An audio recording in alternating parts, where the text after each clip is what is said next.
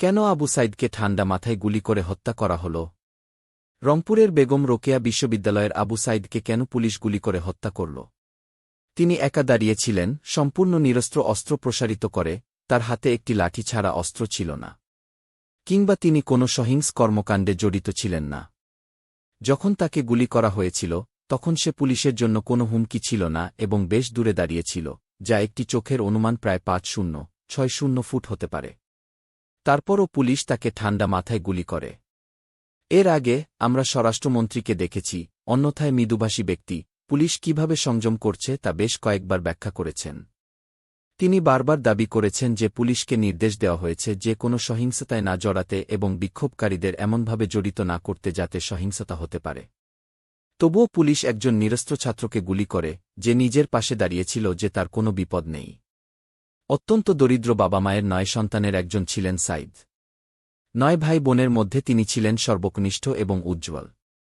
তিনি যখন বেগম রোকেয়া বিশ্ববিদ্যালয়ে ভর্তি হন, তখন তার পরিবার থেকে প্রথম একজন, তার ভাইবোনেরা এতই উচ্ছ্বসিত ছিলেন যে তারা সবাই তাদের পড়াশোনার খরচ বাঁচিয়েও তার পড়াশোনায় অবদান রাখেন। তার অত্যন্ত বৃদ্ধ ও অসুস্থ বাবা জানান, তারা সবাই আশা করেছিলেন যে আবু সাইদ সরকারি চাকরিতে যোগদানের পর পরিবারের ভাগ্য পরিবর্তন করবেন, যা তার জীবনের একমাত্র লক্ষ্য ছিল। এটি তাকে কোটা সংস্কারে আগ্রহী করে তোলে এবং তাই তিনি বিক্ষোভে যোগ দেন। তার গল্প থেকে স্পষ্ট বোঝা যায় যে তার ইচ্ছা ছিল শুধুমাত্র কোটা পদ্ধতি সংস্কার করা যাতে তার সফলতার সম্ভাবনা বাড়ে।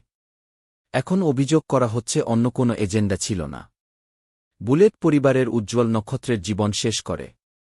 এই কাগজে যেমন রিপোর্ট করা হয়েছে, সোমবার দুপুর ১:২৩ তার হত্যার আগের দিন, সাইদ শহীদ অধ্যাপক শামসুজ্জোহার একটি ফটো কার্ড শেয়ার করেন, রাজশাহী বিশ্ববিদ্যালয়ের একজন তরুণ শিক্ষক, যিনি ১৯৬৯ সালে ছাত্র আন্দোলনকারীদের রক্ষা করতে গিয়ে গুলিবিদ্ধ হয়ে নিহত হন। তিনি লিখেছেন, স্যার, এই মুহূর্তে আপনাকে আমাদের খুবই প্রয়োজন। আপনার উত্তরাধিকার আমাদের অনুপ্রেরণা। আমরা আপনার আদর্শে আলোকিত। অধ্যাপক শামসুজ্জোহা আমাদের মুক্তিযুদ্ধের নেতৃত্বে ছাত্র আন্দোলনের অন্যতম নায়ক হয়ে ওঠেন। আমাদের স্বাধীনতা এবং অগ্রগতির জন্য নিবেদিত ব্যক্তি হিসাবে, তিনি আমাদের স্বাধীনতার পরবর্তী ৫ দশকে অনুপ্রেরণার উৎস হিসাবেও কাজ করেছিলেন।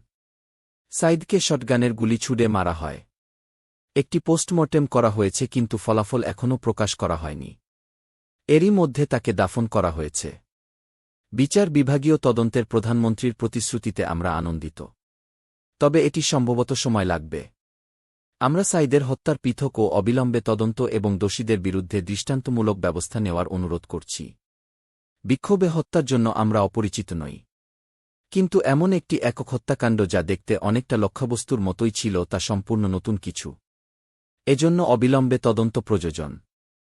রংপুরে পুলিশের সঙ্গে বিক্ষোভকারীদের সংঘর্ষে এক শিক্ষার্থী নিহত হয়েছেন। অহংকার এবং নিশ্চিত দায়মুক্তি ছাড়া কিছুই, একেবারে কিছুই, এই কর্মকে ন্যায্যতা দিতে পারে না যা পুলিশ বছরের পর বছর ধরে উপভোগ করছে। এদিকে, পরিবারের কাছে পুলিশ এবং স্বরাষ্ট্র মন্ত্রকের কাছ থেকে ক্ষমা চাওয়া বর্তমানে বিদ্যমান ক্ষোভের অনুভূতিকে প্রশমিত করতে অনেক দূর যেতে পারে।